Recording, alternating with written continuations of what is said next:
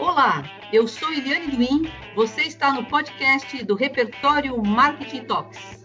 O assunto de hoje é varejo brasileiro, diferentes canais e perfis. Seja bem-vindo!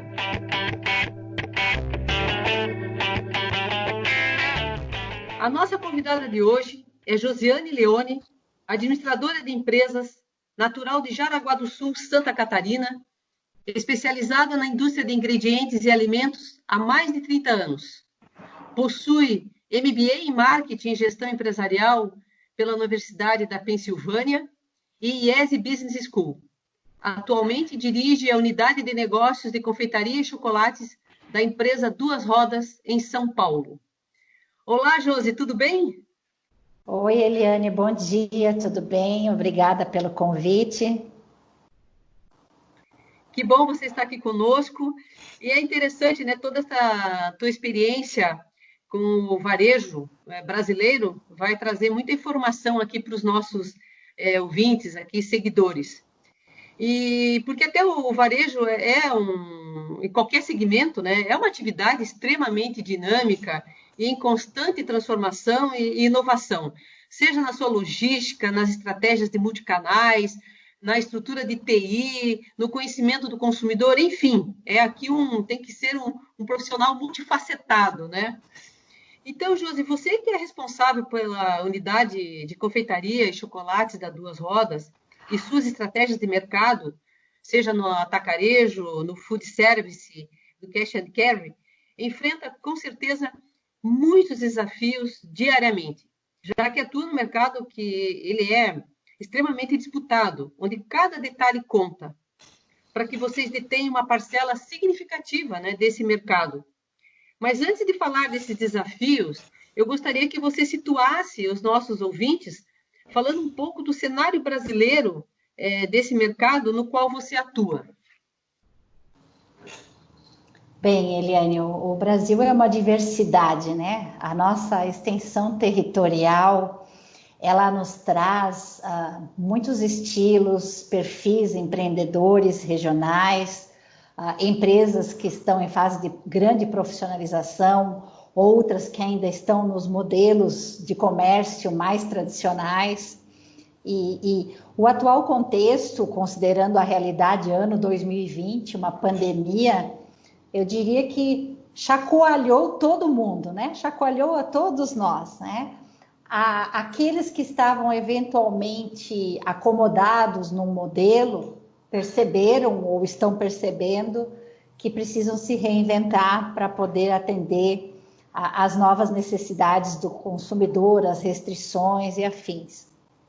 E aqueles que já estavam avançando com modernização de pontos de venda, lojas, veem seus investimentos relativamente estagnados em retorno no curto e médio prazo e precisando adequar aí a sua operação para atender o consumidor em casa ou para ajustar o seu portfólio para a atual necessidade mais emergencial. Eu tenho observado, por exemplo, muitos lojistas racionalizando seus portfólios, fazendo uma avaliação muito profunda do que colocam à disposição do mercado, entendendo que é uma hora de um olhar muito prático sobre aquilo que tem giro, que é aderente àquilo que o consumidor busca e que trará o retorno para manter a sustentabilidade do seu negócio. E isso acontece em todos os segmentos. Desde uma loja pequena no interior do Nordeste, que talvez tenha se especializado em festas e de repente vemos que as festas estagnaram e que muitos daqueles artigos de decoração para festa vão precisar de um bom tempo para retomar seu giro.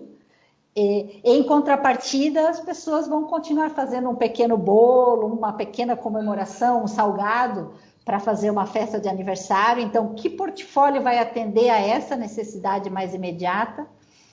A gente observa o food service também tendo que se ajustar para fazer o delivery, visto que muitos estabelecimentos, a maioria deles não está podendo atender o público diretamente, né, na sua mesa de atendimento.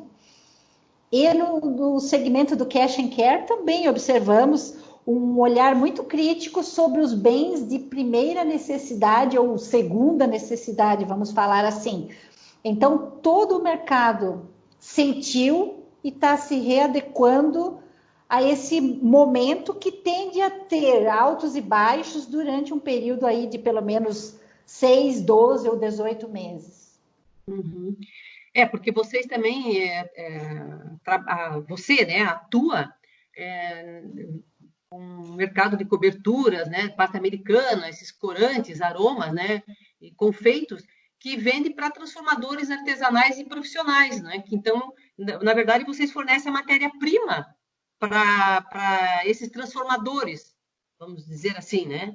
Sim, sem dúvida, mas eu me refiro ao portfólio geral. Eu tenho uma rede de lojas no interior de Minas Gerais que trabalhava com 30 mil SKUs e o empreendedor me confidenciou que racionalizou para 10 mil SKUs, porque precisou reinventar a sua operação para atender as demandas situacionais.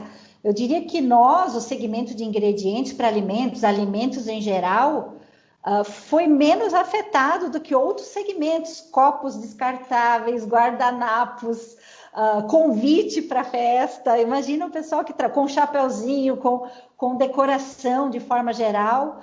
Esse pessoal foi bastante afetado. E esses portfólios estão em muitos canais de negócios, não é? Então, estão em canais de cash and care, você tem também artigos de decoração para festas.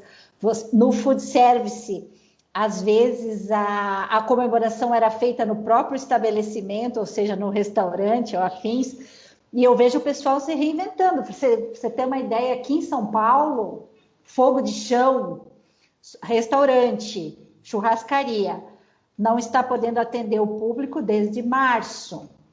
Então, para o delivery, eles criaram o Fogo Família. Eles entregam um combo para 4 ou 6 pessoas, num ticket médio bem interessante em termos de valor, porque você não tem o serviço do restaurante, mas você tem o produto do restaurante, numa bela embalagem, chegando na sua casa ao custo de talvez 1/4 do que toda a sua família ir almoçar fora. Então, é uma reinvenção muito rápida e que eu, como consumidora, por exemplo, gostaria que continuasse, porque quantas vezes por ano você vai a uma churrascaria? Raras exceções para uma comemoração. Mas se a churrascaria puder vir até a tua casa a um preço acessível, talvez a sua família vá fazer uma aderência àquele ticket uma vez por mês ou uma vez por semana. Então, essa reinvenção, ela está pegando todos os segmentos e ela está, apesar de dolorosa, com certeza, dispendiosa, gerou prejuízos, mas essa reinvenção pode abrir novas lacunas de consumo em diversos cantos do país. E nesse segmento de festas que você está falando, tem alguma situação assim que você tenha notado assim, sei lá, de reinvenção com isso tudo, né? Porque é uma forma também de manter o negócio, né? Tem algum exemplo assim que você... Olha, aqui a gente entra nas facetas, né? Eu ando a pé nas lojas de festa nesse Brasil, nos 4 cantos. Desde lojas de 4 mil metros quadrados até lojas de uma portinha de 15, 20 metros quadrados. E são públicos distintos e, às vezes, dentro do mesmo estabelecimento, muitos públicos distintos. Você observa quando a gente vê a televisão anunciar que algum comércio reabriu e afins, quanto as lojas e ruas estão lotadas em alguns lugares. O comércio mais popular, ele é um comércio de impulso, é um comércio de colocar o pé na rua e sair para ver e decidir muitas vezes o que vai comprar no momento do ponto de venda, de acordo com o preço, a oferta e com a necessidade pontual daquele consumidor. Já o comércio voltado a festas um pouco mais elaboradas, em buffets, ou aquela festa que o público faz num salão de festas do prédio ou na sua própria residência, já é uma festa mais rebuscada, geralmente encomendada de um transformador. Esse segmento foi bastante afetado e se reinventou também, tá? Porque eu mesma vejo aqui em São Paulo, moro numa rua que tem uma série de prédios E esses dias peguei um pessoal vindo entregar um mini bolo todo decorado de pasta americana, com os balões e uma caixa, provavelmente um kit festa sendo entregue para uma família pequena que iria comemorar aquela festa em casa. Então, a dimensão da festa na classe A, B diminuiu. Eu estou falando das festas cotidianas, né? Chá de bebê, aniversário, celebração de dia especial de namoro, casamento, afins. Casamentos, é claro que estão suspensos. De forma geral, não estão acontecendo casamentos. Então, o segmento que atende casamentos foi seriamente afetado e ainda não tem definição de como vai se recuperar, porque não vai bastar reabrir, vai necessitar do poder aquisitivo das pessoas que vão casar, poder permitir fazer uma grande festa. Então, em cascata, o Brasil, nas suas facetas, como foi mencionado no título, ele está se ajustando ao novo momento. Mas eu te diria que o comércio popular, ele é incrível. Fecha a porta, zera a venda. Abre porta, venda volta praticamente ao normal instantaneamente. Porque o comércio popular de rua, e aí não é só para doces e festas, é roupa, impulso, tudo aquilo que se compra no impulso no dia a dia, 25 de março, por exemplo, em São Paulo, isso teve a sua afetação, mas no momento que flexibiliza, o público vai para a rua comprar. Não estou aqui dizendo se isso está certo, se está errado, né? Todas as medidas de precaução, o nosso fique em casa é muito importante, mas de fato o brasileiro sente uma necessidade muito grande de ver, tocar para comprar. É verdade. Ele também vai se reinventando nisso, né? Se antes, de repente, a entrega, a pessoa ia buscar o produto ou ia num ponto de venda, de repente agora está adquirindo de uma forma direta, né? De alguém que é um vizinho que também está se reinventando Sem e fazendo dúvida. algo, né? Para comercializar. Daí não importa o que, mas as pessoas estão de alguma maneira fazendo. Porque é interessante, né? O varejo ele é um prestador de serviço, né? Porque ele Sim. faz com que um produto que é fabricado lá na indústria chegue até a mão então, nesse caso, do consumidor final, ou obviamente, aqui no caso, tem um transformador, mas é um prestador de serviço. Então, e a gente vê muito isso hoje, da importância de prestar um serviço para o consumidor, né? Sem dúvida, entendendo as facetas dele, né? Aí o desafio das indústrias. Eu trabalho, a gente é muito feliz nas nossas redes sociais, na nossa experiência, né, da Duas Rodas, e muitas outras empresas são, mas como eu observo a dificuldade de algumas marcas em conversar com os seus consumidores por causa dessas multifacetas, né? Obviamente que uma marca sempre quer conversar com uma estética, com uma história, né, que seja coerente com o seu propósito, perfeito. Agora, se o propósito tiver num olhar muito empreendedor para dentro, ou o estilo do acionista, ou o estilo da área de marketing, e pouco aderente ao estilo do público que vai consumir, você vai ter uma dissonância aí de comunicação, né? Então, é um grande desafio mesmo, não existe uma fórmula exata, não existe o certo e o errado, mas existe a escolha, né? Se eu sou o popular, eu tenho que ter um marketing, uma conversa popular com o meu público. Se eu sou elite, eu vou conversar com o meu público elite. Claro que existe aspiracional, né? Tudo aquilo que a gente sabe. Todas as classes aspiram a algumas coisas que estão no alto consumo. Mas, quando você fala de produtos de massa, de ticket médio pequeno, você tem que realmente conseguir tocar o coração daquele teu consumidor. É diferente de um perfume, né? Um perfume vai fazer um lançamento mundial ou nacional com uma personalidade, algo assim, e aspiracionalmente todas as classes que puderem vão tentar ter acesso àquele perfume. Mas um perfume você compra 2 vezes ao ano, 3 vezes ao ano, e aquilo que você compra toda semana, aquilo que você compra todo dia, como é que vai falar com o teu público? É interessante essa tua observação das regionalidades também, né? Que você, como atua, tem essa experiência com o Brasil inteiro, viajando. O que que você encontra, assim, algo que você tenha notado que fez você ter um aprendizado com relação a olhar uma regionalidade e que, de repente, você teve que segmentar alguma estratégia ali, pensar em alguma coisa diferente. O que que você tem sobre isso? Ai, sem dúvida, está sendo uma experiência maravilhosa. A melhor faculdade da vida é a rua, né? A rua quando você vai com um olhar de ver, né? De ver e observar. Porque quando você vai com uma verdade absoluta dentro de você, você não consegue enxergar, não é? Então esse é um grande desafio para nós, marqueteiros, profissionais de mercado, comerciais, é ir olhar como acontece aquele consumo, como é aquela pessoa quando entra numa loja. Você tem todos os estilos de consumo, todas as dúvidas, você tem a grande oportunidade de treinar os funcionários de loja e retreinar, porque existe um grande job rotation também, né, nesses profissionais, e muitas vezes eles que vão fazer a venda nesse ponto de venda, seja qual for o tamanho, porque a pessoa vai perguntar para ele onde tem tal coisa. E dependendo como ele estiver engajado com a sua marca, ou entendendo do seu produto, ou sentir uma aderência de que você dá uma atenção para ele também, ele é teu shopper naquele momento, ele vai indicar o teu produto.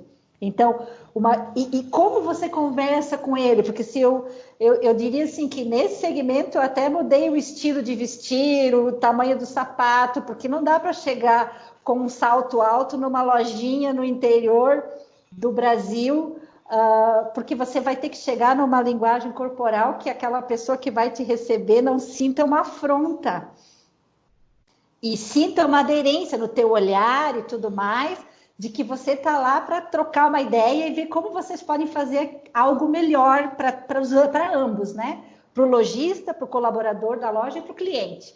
Então, e é uma diversidade imensa. Você tem Rio de Janeiro, lojas glamourosas no bairro Barra da Tijuca, e a mesma proprietária tem uma loja muito mais simples em Nova Iguaçu, e na loja da Barra da Tijuca entra 300 pessoas por dia, na loja de Nova Iguaçu entra 4.000 pessoas por dia. E aí, se você me pergunta onde vende mais e onde ela tem mais retorno, na loja mais popular, por causa do perfil daquele portfólio dela e do perfil daquele mercado. Mas os dois negócios são interessantes para aquela lojista, porque ela atende públicos distintos, enfim. Então, olha a diversidade numa mesma cidade e a mesmo nome de loja. Só que ela reconfigura totalmente, porque é uma super comerciante, que eu vou te dizer, o MBA dela é entender de gente, e é uma super comerciante muito bem sucedida, que chega de carro blindado para visitar suas lojas. Lá no interior do Recife, eu já tenho um super comerciante que te atende de camisa aberta, de chinelo, e que todos os funcionários trazem o ticketzinho para ele fazer a cobrança, porque ele que abre a gavetinha do caixa e que dá o troco, mas que é um dos maiores atacadistas do Recife e que tem um patrimônio pessoal absurdo. Então, olha o estilo do lojista, o estilo do público que ele atende, e a loja dele apinhada de gente, tem gente esperando para entrar, tem que sair algumas pessoas para outras entrarem. E uma loja totalmente, em termos de trade marketing, se fôssemos dizer, e eu não estou aqui falando pejorativamente, nós estamos fazendo uma alusão, né? Ela é uma loja totalmente desorganizada, mas que os funcionários dele sabem onde estão as coisas e dizem para o público, e ele vende muito. Então, esse é o varejo brasileiro. É muito interessante essa experiência. Nossa, isso aqui mereceria uma outra conversa só para falar desses casos, porque é uma escola, né? Como você diz mesmo. Estar no mercado, colocar a barriga no balcão é que a gente aprende. E eu sempre digo, né? Como você falou, observar, ouvir, né? Não tirar, não ter pré-conceito, né? Com nada, Exatamente.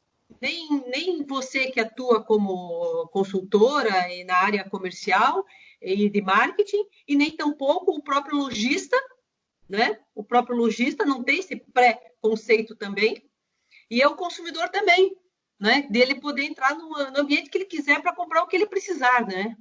Sim, isso, e independente de qual dos nossos profissionais, seja um gerente, um coordenador, um técnico, um trade, um analista, um assistente que vá visitar um cliente, tudo que é capturado de informação valiosa, de comportamento, de oportunidade, precisa permear pela empresa e de alguma forma inteligente nós encontrarmos interlocutores que possam traduzir isso em produtos e serviços. Um grande desafio.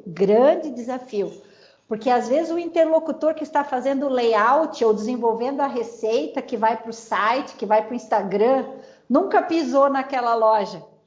Entende? A maioria das vezes. Então você tem que trazer.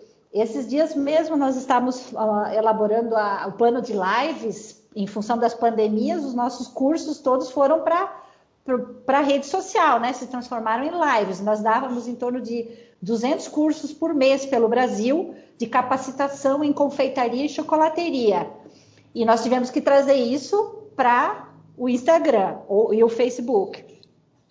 E nesse contexto, uma das minhas defesas junto ao público foi, nesse momento, o ticket, o dinheiro está mais curto no bolso do consumidor popular brasileiro. Então, nós temos que fazer receitas que sejam vistosas, porque o brasileiro gosta de beleza, ele gosta de design, ele gosta de glamour em qualquer classe social, só que dentro do custo do glamour que ele pode pagar. Então, nós temos que conseguir fazer receitas, neste momento, bonitas, mas de baixo custo. E deixar as receitas mais rebuscadas e sofisticadas e gourmetizadas, que tem que fazer parte do portfólio, mas é deixar ela para spots pontuais. Porque neste momento, se você começar a mostrar uma receita que já começa a requerer que ele compre muita coisa e que ele gaste muito, ele desiste da receita, porque nesse momento ele está fazendo economia total para que seus recursos limitados dessa situação consigam durar durante todo o mês, né? Perfeito. E como que você observa o movimento do consumidor, né, desse transformador, nos diferentes canais? Ah, sim, muito boa pergunta, Eliane.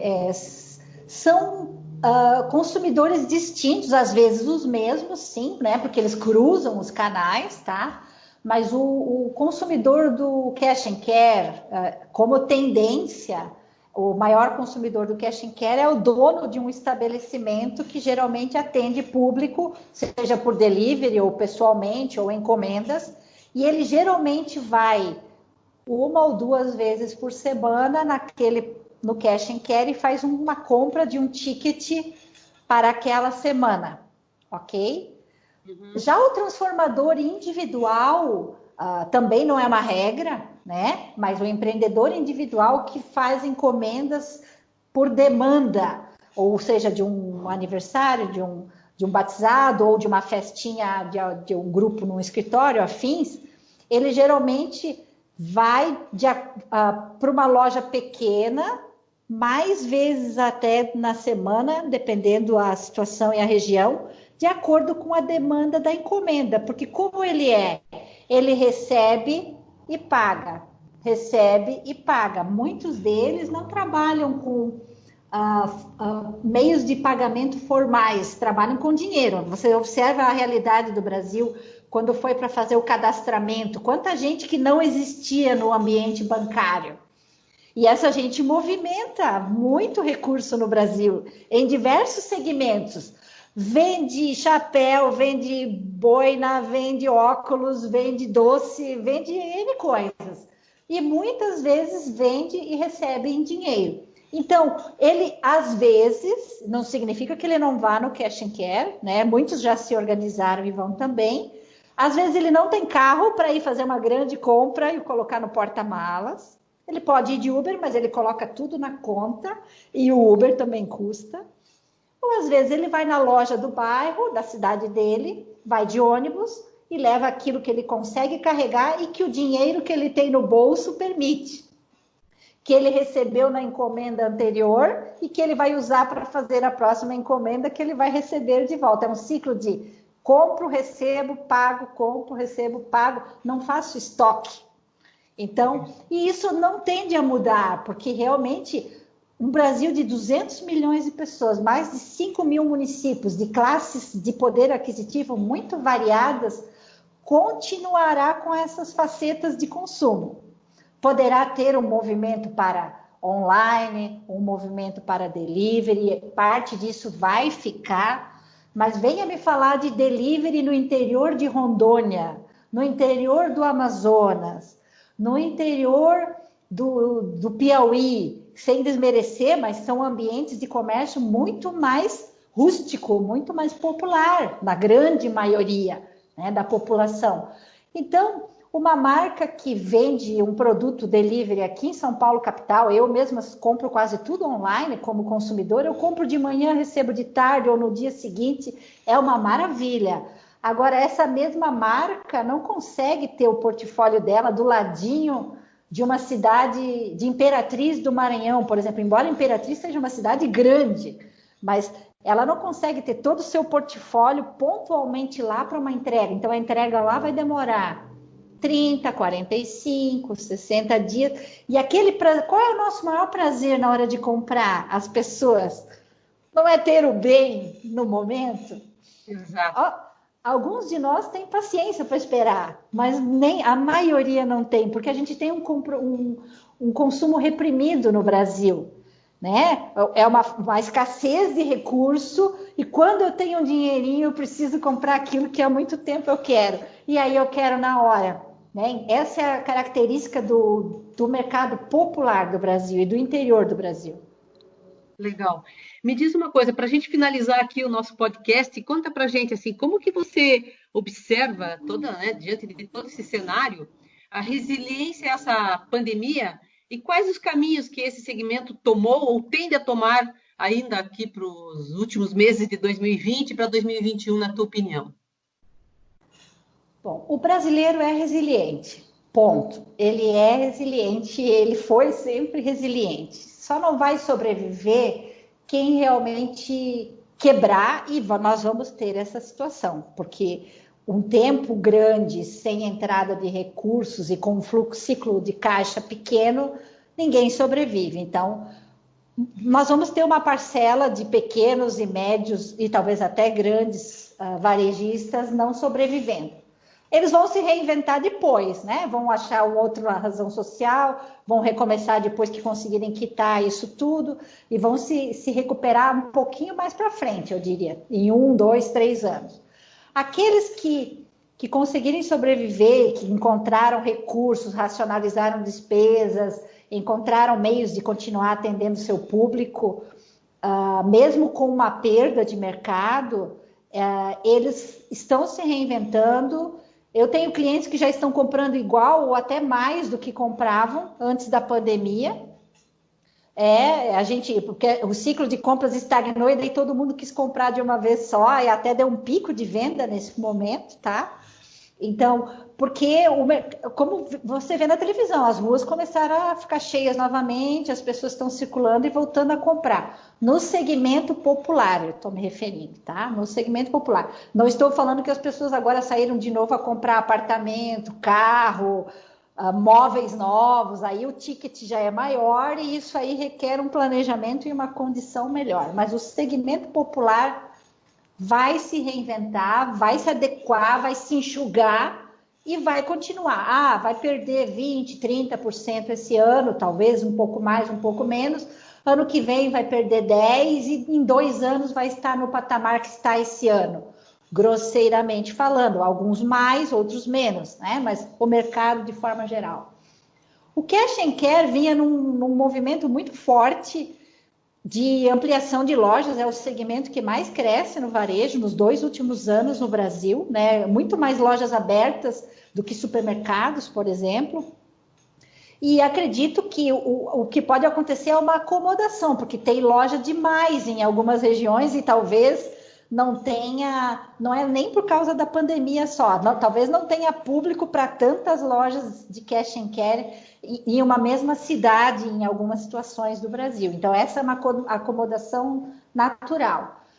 E eu penso, sim, acredito que o fair trade, né, o sentimento de trabalhar com o público do teu bairro, de prestigiar o comércio local, vai aflorar um pouco mais no brasileiro. Ele já era forte, mas acho que vai aflorar um pouco mais até para a classe A e B, porque a classe C, D, E já consome no bairro, a grande maioria, tá? Mas a classe A e B vai ter um olhar mais holístico e de bem-estar social. Isso, de bem-estar social para o seu bairro. Obviamente, não estou falando que não vai mais consumir fora, né? Vai continuar consumindo, porque é um hábito e é uma condição que permite, mas eu tenho a impressão que nós vamos valorizar mais o restaurante do bairro, a padaria do bairro, a verdureira do bairro, alguma lojinha do bairro onde eu talvez nunca fosse, eu sempre fosse no shopping, ou comprasse quando eu viajasse, mas eu vou dar uma olhadinha lá, porque aquela pessoa também precisa se reconstruir. Eu torço para que isso aconteça, viu? Porque os grandes sempre têm, apesar de o tombo ser maior, mas eles têm acesso a recursos, a empréstimos, a recursos financeiros e até a conhecimento e formação mais avançados que permitem eles uma reinvenção. Aos pequenos é um pouco mais limitada essa condição, ele precisa se reinventar, mas ele precisa que entre gente na loja para comprar. Então, acho que o nosso papel também é de muita responsabilidade social como consumidores agora, de consumir o necessário, mas consumir o necessário também e às vezes até fazer uma exceção e comprar um pouquinho mais daquela pessoa do meu bairro para ajudar. Vou chamar isso aí de economia solidária, né? Fala-se da economia Isso, colaborativa, né? Vamos criar um nome novo isso. aqui, a economia solidária, porque ela é importante, né? Ela que sustenta exatamente o pequeno, né? E faz com que ele se sinta também. Eu acho que isso volta um pouco às raízes, né? Dos tempos atrás, até com a questão dos shoppings e grandes centros estarem praticamente fechados, né? Então, acho que isso vai ter uma mudança, me parece bastante diferente aí para frente. A gente não tem uma bola de cristal para poder visualizar tudo, mas a gente vê que há questões realmente que vai haver um senso, já está havendo, né? Um senso maior de solidariedade e que isso se estenda para todos os segmentos, né? Da nossa sociedade e de negócio também, não é mesmo? Será Josi, bom, né? era bom. Josi, querida, olha, foi muito legal aqui a nossa conversa. E você aí, nosso ouvinte, que ficou com alguma dúvida ou deseja comentar este assunto, que foi aqui tão amplamente bem falado e bem explicado pela Josi, é só entrar lá no blog Repertório Marketing Talks e mandar sua dúvida por e-mail, enfim, entrar em contato com a gente. Josi, suas considerações finais, fique à vontade. Muito obrigada, parabéns pelo trabalho que vocês fazem. É sempre importante buscar repercutir, né? Compartilhar conhecimento, trocar ideias e com isso a gente aprende, né? Nós mesmos conversando antes dessa gravação e outras ocasiões aprendemos muito mutuamente, tenho certeza. Então, o que eu desejo a todos nós no Brasil e no mundo é perseverança, resiliência.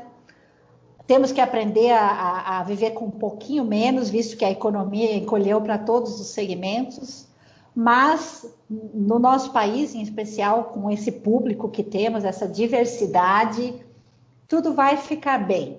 Será um grande aprendizado, mas tudo vai ficar bem e vamos vencer essa etapa, tenho certeza. Obrigada, viu? A gratidão total nossa, muito obrigada pelas palavras. Antes de encerrar, eu quero fazer um convite para vocês que estão aqui nos ouvindo, que se inscrevam no nosso canal no YouTube, apertem lá o sininho, sigam-nos nas redes sociais e cadastrem-se no nosso blog. Toda semana tem novidades sobre marketing, comunicação e branding. Um abraço e fiquem bem!